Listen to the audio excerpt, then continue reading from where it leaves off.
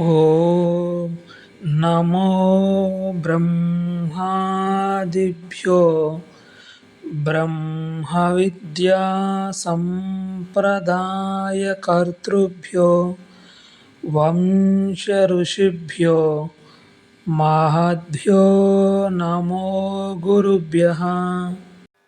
మంగళం గురుదేవాయ మహనీయ గుణాత్మనే సర్వలోకశరణ్యాయ సాధురూపాయ మంగళం. హరి ఓం. శ్రీ గురుభ్యో నమః. కూజంతం రామరామేతి మధురం మధురాక్షరం ఆరుహ్య కవితా శాఖాం వందే వాల్మీకి కోకిలం. బ్రహ్మ మానస సంభూతం బ్రహ్మ బోధన తత్పరం యోగివర్యం ఋషిశ్రేష్టం వశిష్ఠం సద్గురుం భజే. హరి ఓం. వశిష్ఠ మహర్షి బోధన కొనసాగిస్తున్నారండి. రామచంద్ర, నేను ఇప్పుడే నీకు ప్రస్తావన చేసి ఉన్నాను. నేను ఈ పురుష ప్రయత్నాన్ని నమ్మి, ఈ పురుషకారాన్ని నమ్మి నాకు కావలసిన ఫలితాలను పొందాను. అంతేగాని దైవబలం వల్ల నేను ఒక్కటి కూడా పొందలేదు. ఈ విషయాన్ని నేను నీకు మరలా చెప్తున్నాను రామా. రామా, అయితే ఇక్కడ ఒక ప్రశ్న ఉదయిస్తుంది. పురుష ప్రయత్నం వల్లనే అన్ని సాధించేటట్లు అయితే, పురుష ప్రయత్నం వల్లనే ఫలితాలను సాధించేటట్లు అయితే, ఇక లోకంలో దైవం అనే మాట ఎందుకు పుట్టింది? లోకంలో దైవం అనే మాట వాడుతూ ఉంటారు కదా, మరి ఈ దైవం అనే మాట ఎందుకు పుట్టింది అని నీవు ప్రశ్నిస్తావేమో. రామచంద్ర, దానికి సమాధానం చెప్తున్నాను విను. నేను గతంలో నీకు ప్రస్తావన చేసి ఉన్నాను, అది ఒక్కసారి నీకు మరలా వివరిస్తాను.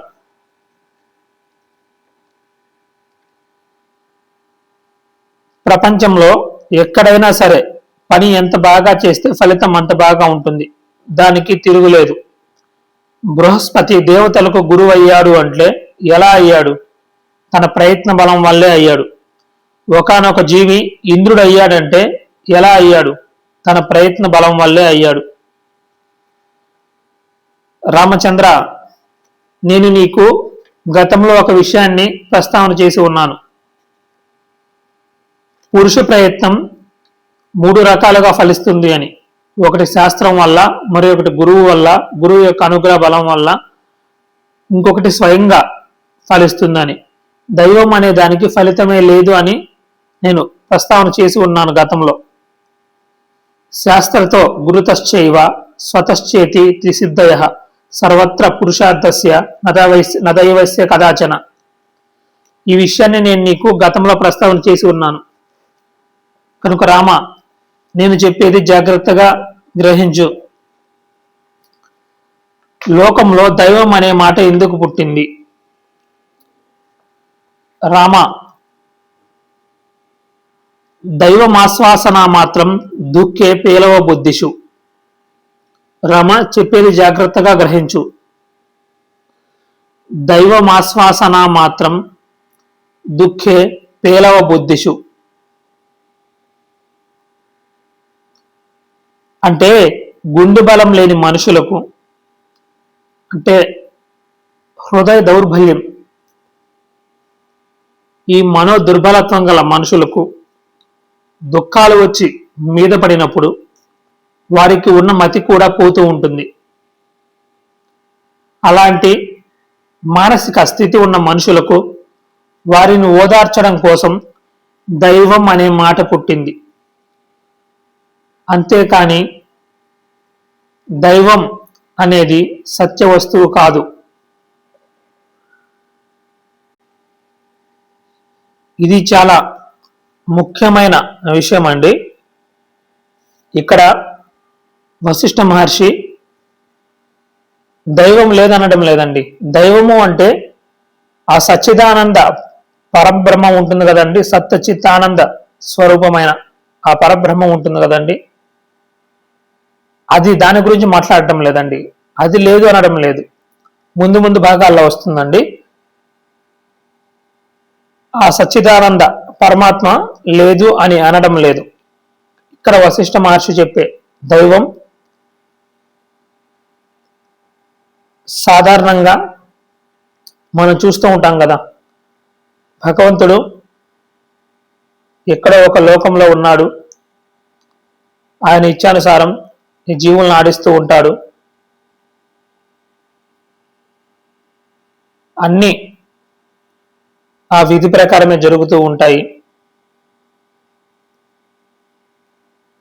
ఇటువంటి భావన ఉంటుంది కదండి, ఆ దైవం గురించి మాట్లాడుతున్నాడండి. సచ్చిదానంద బ్రహ్మం గురించి వారు మాట్లాడడం లేదండి, వారు ఈ దైవం గురించి మాట్లాడుతున్నారు.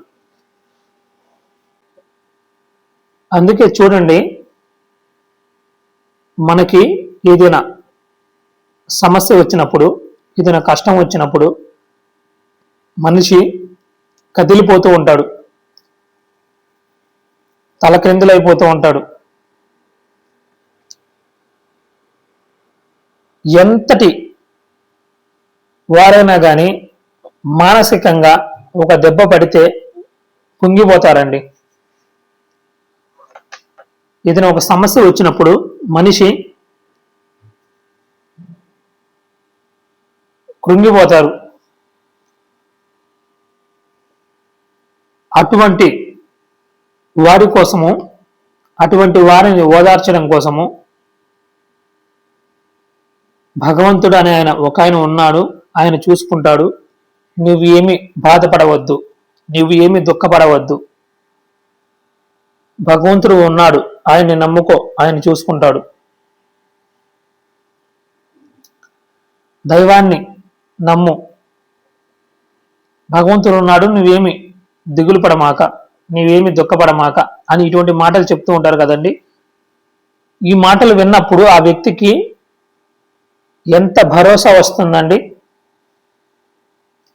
ఆ కష్టం తీరకపోనివ్వండి, తర్వాత సంగతి, అది తరువాత విషయం.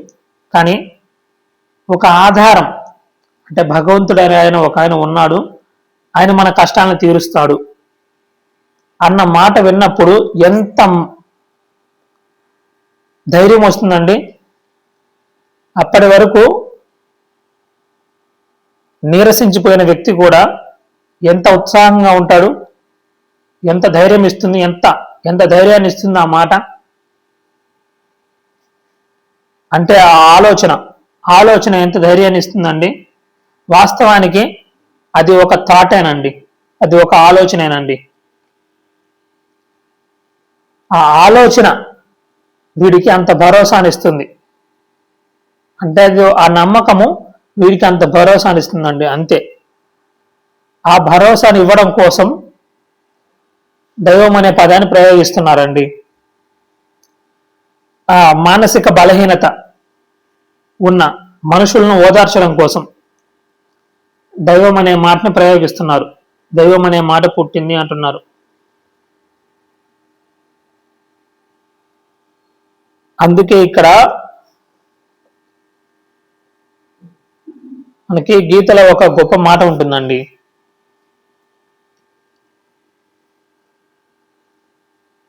గీతలో అర్జునుడికి కృష్ణ పరమాత్మ ఒక గొప్ప మాటను బోధిస్తాడు. త్రైభ్యం మాస్మగమ పార్థ నైతత్వ విపపద్యతే క్షుద్రం హృదయ దౌర్బల్యం త్యక్తోత్తిష్ట పరంతప అని. అంటే చెప్తారు గొప్ప మాట, అర్జున, అధైర్యం అంటే భయమును పొందకు, ఎప్పుడు భయపడవద్దు, ఏ సమస్య వచ్చినా భయపడకూడదండి. ఇది నీకు తగదు అంటే మనకు తగదండి, భయం అనేది ఉండకూడదండి. నీచమైన ఈ మనో దుర్బలత్వం అంటే ఈ మానసిక బలహీనత, ఏదైనా కష్టం వచ్చినప్పుడు, ఏదైనా సమస్య వచ్చినప్పుడు, లేదా ఏదైనా జీవితంలో ఒక క్లిష్టమైన పరిస్థితిని ఎదుర్కొనేటప్పుడు మనిషి భయపడిపోతూ ఉంటాడు. ఆ మనో దుర్బలత్వాన్ని వదిలిపెట్టమంటున్నాడు, ఆ హృదయ దౌర్బల్యాన్ని వదిలిపెట్టమంటున్నారు. నా వల్ల ఏమవుతుంది, నేను అల్పుణ్ణి, నేను అల్పమైన జీవిని, నేను ఒక మనిషిని, నా వల్ల ఏమవుతుంది, ఇటువంటి మాటలు పనికిరావండి. ఇవన్నీ కేవలం సోమరిపోతులు మాట్లాడే మాట. కానీ యోగ వాసిష్టం ఏం చెప్తుందండి? ప్రయత్నాన్ని చెప్తుంది. పురుష ప్రయత్నానికే పెద్దపీట వేసిందండి. దైవం కన్నా పురుష ప్రయత్నానికే పెద్దపీట వేసింది. గీతాచార్యుడు కూడా అదే మాట చెప్తారు. నీచమైన ఈ మనో దుర్బలత్వాన్ని, ఈ హృదయ దౌర్బల్యాన్ని, ఈ మానసిక బలహీనతని వదిలిపెట్టి నీవు యుద్ధం చేయుటకు లెమ్ము అంటారు. ఏదైనా సమస్య వచ్చినప్పుడు నా వల్ల ఏమవుతుందని భయపడిపోయి కూర్చోకూడదండి. ప్రయత్నం చేయాలి. సాధన సాధ్యతే సర్వం. ప్రయత్నం ద్వారా అసాధ్యమైనవి కూడా సాధించవచ్చండి. సోమరిలాగా కూర్చోమని చెప్పదండి ఏ శాస్త్రం. నీవు ఏమి చెయ్యవద్దు, అన్ని నేనే చేస్తాను, నీవు అలా నన్ను నమ్మి కూర్చో అని ఏ గురువు చెప్పడు, ఎవరు చెప్పరండి, ఏ మహాత్ముడు చెప్పడు. అలా చెప్తున్నారు అంటే వారు జనుల్ని సోమరిపోతులను చేస్తున్నారు అని. కానీ శాస్త్రం అలా ఎక్కడ చెప్పలేదండి. నీవు కూర్చో, చేయవలసిందంతా నేనే చేస్తానని ఎక్కడ లేదు శాస్త్రంలో. ఏ మహాత్ముడైనా అలా చెప్పారు అంటే అది అసత్యం అండి. అందుకే మనకి స్వామి వివేకానంద చెప్తారండి, ఇక్కడ గీతాచార్యుడు చెప్పారు కదండి, ఈ భయాన్ని వదిలిపెట్టు అని. భయపడని మరుక్షణమే నీవు మరణించినట్లే అంటారండి స్వామి వివేకానంద. నీవు ఎప్పుడైతే భయపడతావో ఆ క్షణమే నీవు మరణించినట్లే. మూఢనమ్మకాలన్నింటిలో ఈ భయమే అతిపెద్దది. అందుకే అంటారు స్వామి వివేకానంద, లేవండి, మేల్కొనండి, గమ్యం సాధించే వరకు ఆగకండి అంటారు. అంతే తప్ప సోమరిలాగా కూర్చోమని ఎక్కడ చెప్పరండి. స్వామి వివేకానంద చెప్తారు ఈ మాట. సింహ గర్జన చేస్తారు, లేవండి, మేల్కొనండి, గమ్యం చేరే వరకు ఆగకండి అని. మనకి ఇదే మాట ఉపనిషత్తుల్లో కూడా ఉంటుందండి. మనకి కఠోపనిషత్తు కూడా చెప్తుంది, ఉత్తిష్టత జాగ్రత్త ప్రాప్య వరాన్ని బోధత అని. లేవండి, మేల్కొనండి, మహనీయులను సమీపించి విజ్ఞానమును పొందండి అని మనకి ఉపనిషత్తులు కూడా ఘోషిస్తున్నాయండి.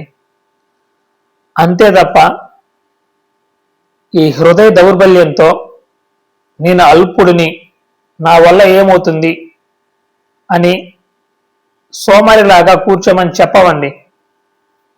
స్వామి వివేకానంద అంటారు, each soul is potentially divine అని. అంటే ప్రతి వ్యక్తి అల్పమైన జీవి కాదు, ఘనీభవించిన చైతన్య స్వరూపుడు అని. సాధారణంగా అంటూ ఉంటారు కదా, భగవంతుడు అధికుడండి, నేను అల్పుడునండి అని. కానీ స్వామి వివేకానంద కానీ, శాస్త్రం కానీ, ఉపనిషత్తులు కానీ, యోగ వాసిష్టం కానీ ఏవైనా ఏం చెప్తుందో తెలుసా అండి? మహాత్ములందరూ చెప్పింది అనండి, each soul is potentially divine. ప్రతి వ్యక్తి ఘనీభవించిన ఆ చైతన్య స్వరూపమే, అల్పమైన ఒక జీవి కాదండి. ఇవే మనకి మహావాక్యాలు, తత్వమసి. అది ఆ పరమాత్మ నువ్వే అయి ఉన్నావు అంటుంది. ఇక నేను ఒక అల్పమైన జీవిని, నా వల్ల ఏమవుతుంది అని సోమరిలాగా కూర్చుంటే ఇక వారిని ఎవరు ఉద్ధరించలేరండి. అందుకే మనకి యోగ వాసిష్టం ఒక గొప్ప మాట చెప్తుంది, సాధకుడు ఎంత గొప్ప భక్తుడైనా, ఎంతకాలం తపస్సు చేసినా సాక్షాత్తు విష్ణుమూర్తి కూడా అతనికి జ్ఞానాన్ని ఇవ్వలేడు. సాధకుడు స్వయంగా ఆత్మవిచారం చేసి ఆ అనుభవంలోకి వెళ్ళవలసిందే అంటారండి. మనం ప్రయత్నం చేయాలండి. అందుకే ప్రయత్నం చేస్తే సాధించలేనిది ఏది ఉండదండి.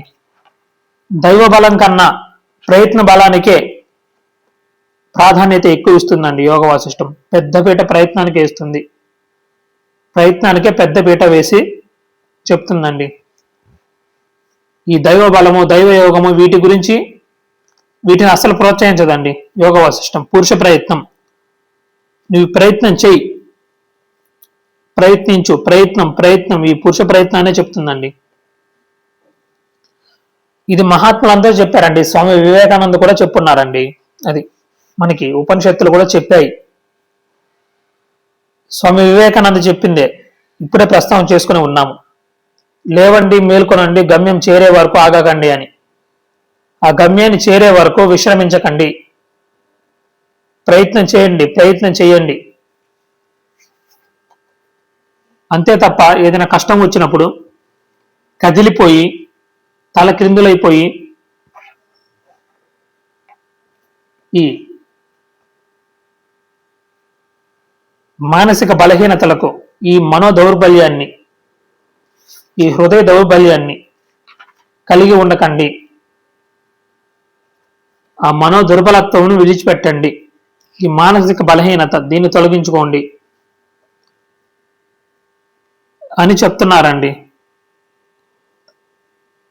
అటువంటి మానసిక బలహీనుల కోసం దైవం అనే మాట పుట్టింది.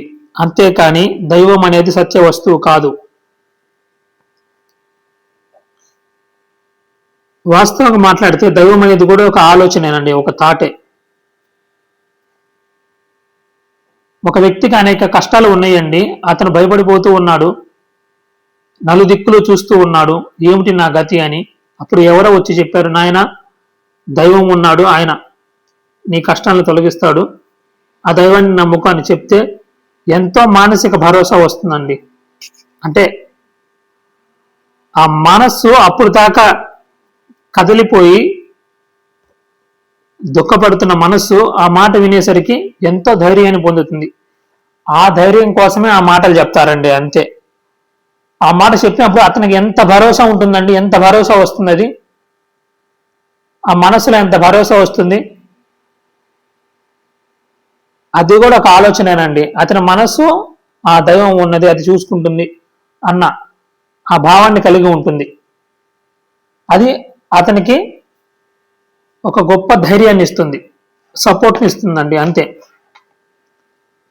అది కూడా ఒక ఆలోచనేనండి. అందుకే చూడండి, ఏ ఆలోచనలు లేని గాఢ నిద్రలో, సుషుప్తి అవస్థలో, ఈ సుషుప్తిలో అతనికి ఎన్ని కష్టాలు ఉన్నా గాఢ నిద్రలో అతనికి ఎటువంటి దుఃఖము లేదండి, దుఃఖ స్పర్శే లేదు అసలు. ఎందుకంటే కష్టమైన, నష్టమైన, దైవమైన, భయమైన, దుఃఖమైన అన్ని ఆలోచనలేనండి, అన్ని థాట్సే, గ్రూప్ ఆఫ్ థాట్స్. ఇవన్నీ లయించిపోయినాయి సుషుప్తిలో. అందుకే అక్కడ ఎటువంటి దుఃఖ స్పర్శ లేదు, హాయిగా ఉన్నాడు, ఆనందంగా ఉన్నాడు. అన్ని థాట్సేనండి, ఆలోచనలే.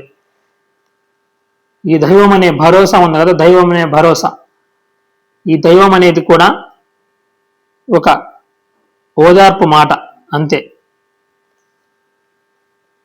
ఆ సమస్యలో ఉన్న వ్యక్తిని ఓదార్చడం కోసం ఇచ్చే ఒక ఓదార్పు మాట, ఒక ఆలోచనే, ఒక థాట్, అంతే. ఇక చెప్తున్నారండి వశిష్ఠ మహర్షి, రామచంద్ర, నువ్వు పురుష ప్రయత్నాన్ని ఆశ్రయించు, నువ్వు పురుషకారాన్ని ఆశ్రయించు. ఇది ఒక్క శ్రీరాముడికే కాదండి, మనకి కూడా చెప్తున్నారండి పురుష ప్రయత్నాన్ని ఆశ్రయించమని. రామ, లోకంలో చూస్తే కొంతమంది అన్ని దైవమే చూసుకుంటుంది, అన్ని విధి ప్రకారమే నడుస్తాయి అని వాదిస్తూ ఉంటారు. అలాంటి వాళ్ళు దైవాన్ని నమ్మి నిప్పులో దూకితే బాగుండు. అన్ని దైవమే చూసుకుంటుంది, అన్ని విధి ప్రకారమే నడుస్తాయి అని ఎవరైతే సోమరిపోతులాగా మాట్లాడుతూ ఉంటారో అలాంటి వాళ్ళు దైవాన్ని నమ్మి నిప్పులో దూకితే బాగుండు. ఎందుకంటే దైవాన్ని నమ్మి నిప్పులో దూకితే ఆ దైవం వచ్చి చూసుకుంటుంది కదా. అలా వాళ్ళు దైవాన్ని నమ్మి నిప్పులో దూకితే బాగుండు. ఆ పని వారు చేస్తారా? చెయ్యరు కదా. ఈ దైవవాదన చేసేవారికి ఏ పూజలు, పునస్కారాలు, అనుష్ఠానాలు ఇవేవి అక్కర్లేదు. వాళ్ళకి అన్ని దైవమే చూసుకుంటుంది, పుణ్యలోకాలన్నీ దైవమే ఇస్తుంది, ముక్తిని కూడా దైవమే ఇస్తుంది అని వాళ్ళు నోరు మూసుకుని కూర్చుంటారా? కూర్చోరు కదా. ఏ జపమో తపమో చేస్తూనే ఉంటారు. చేసేది ఇంకా కొంచెం సరిగ్గా చేయవయ్యా అంటే దైవం ఉంది కదా, ఆ దైవం చూసుకుంటుంది, మేము నమ్ముకున్న దైవం చూసుకుంటుంది అని మాట్లాడుతూ ఉంటారు. రామచంద్ర, వీరు జపము తపము ఎంతో కొంత చేస్తారు కదా, వారికి ఆ మంత్రం దైవమే ఉపదేశించిందా?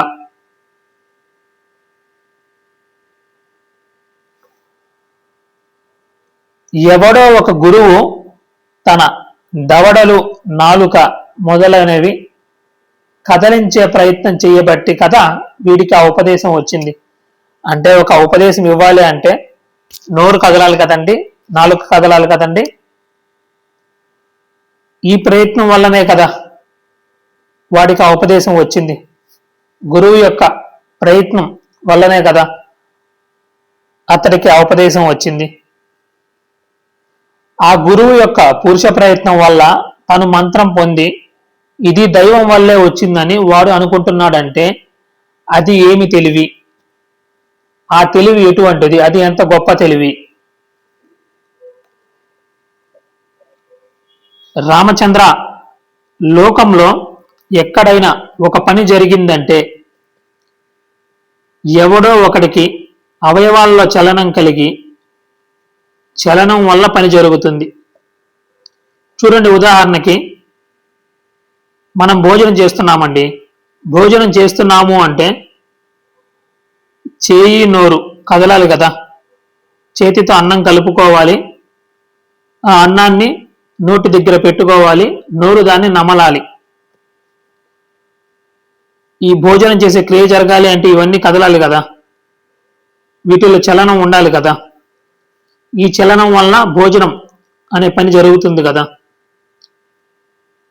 అలాగే రామ, ఒక శిల్పికి పక్షవాతం వచ్చింది అనుకో, వీరు చెప్పే దైవం వచ్చి వాడి శిల్పాలను చెక్కి పెడుతుందా?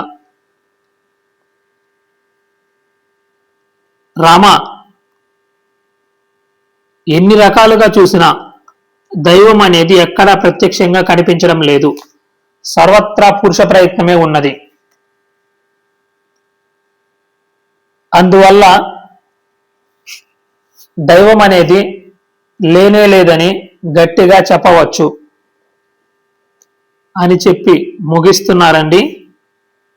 హరి ఓం. ఓం సర్వే జనా సుఖినో భవంతు, సమస్త సన్మంగళాని సంతు, అసతో మా సద్గమయ, తమసో మా జ్యోతిర్గమయ, మృత్యోర్మా అమృతంగమయ. ఓం శాంతి శాంతి శాంతి.